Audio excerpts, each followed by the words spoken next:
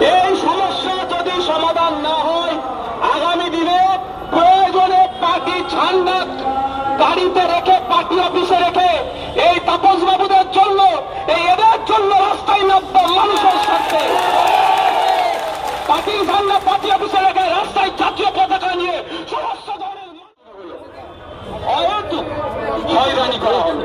যে হয়রানির শিকার পশ্চিমবাংলার নয়, ভারতবর্ষের নয়, পৃথিবীর একজন আইকনিক ব্যক্তি আমাদের নবঞ্জয়ীর অমর্ত্য স্যারও এই লজিক্যাল ডিসক্রিমিনেন্সির অ্যাটাক হলেন। শুধু তাই নয়, বেলুর মঠের সন্ন্যাসীদেরকে লজিক্যাল ডিসক্রিমিনেন্সির নামে ডাকা হয়েছিল। সাধারণ মানুষ থেকে শুরু করে ফুলফুলাসনের পীর সাহেব পীরজাদারাও এর বাইরে গেলেন না। কিন্তু আমরা বৃহত্তর স্বার্থের কথা মাথায় রেখে স্বচ্ছ ভোটার লিস্ট তৈরি করতে হবে, তারপরে আমরা লাইনে দাঁড়ালাম। আমাদের মধ্যে যারা মা জাতি আছে তার সন্তানকে নিয়ে গিয়ে ওই হেয়ারিং এর লাইনে দাঁড়ালো, বাচ্চা আছে কোলে ফিট করার মতো কোন দক্ষ না থাকার পরেও কিন্তু আমরা স্যাক্রিফাইস করলাম কেন? স্বচ্ছ ভোটার লিস্ট তৈরির জন্য।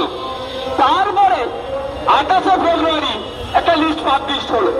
সেই লিস্ট পাবলিশের মধ্যে দেখলাম কিছু ডিলিট আর কিছু অ্যাডজুডিকেশন। নতুন একটা শব্দ আমাদের বাংলার মানুষের কাছে অবতরণ হলো, অ্যাডজুডিকেশন। ডিলিট করা হয়েছে, এখানে আছে জীবিত আছে বৈধ কাগজপত্র। তাপস বাবু, এই যে মা আছে উঠে দাঁড়াও তো, যে আমার আদিবাসী বাচ্চা আছে।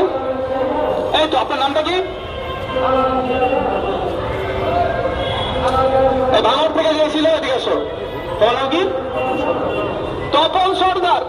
সমস্ত রকম বৈধ কাগজপত্র থাকার পরেও নির্বাচন কমিশনের নজরে ইনি অবৈধ আছে। আমার ভাঙর থেকে, তোমার নাম কি? জয়নাল আবেদিন খান। দুজন পাশাপাশি দাঁড়াও।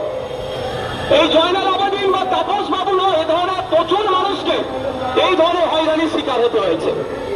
আমরা দেওয়ান থেকে বলে এসেছি, নির্বাচন কমিশনের সহজে কাজের স্বার্থে স্বচ্ছ ভোটার লিস্ট তৈরির স্বার্থে আমরা সহযোগিতা করব।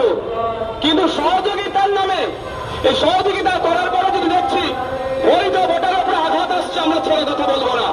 তাই আজকে আমরা এখানে শান্তিপূর্ণ অবস্থান করে আছি এবং ডেপুটেশন দিচ্ছি। এই সমস্যা যদি সমাধান না হয় আগামী দিনে প্রয়োজনে পার্টি ঝান্ডা গাড়িতে রেখে পার্টি অফিসে রেখে এই তাপস বাবুদের জন্য এদের জন্য রাস্তায় নামবে মানুষের স্বার্থে।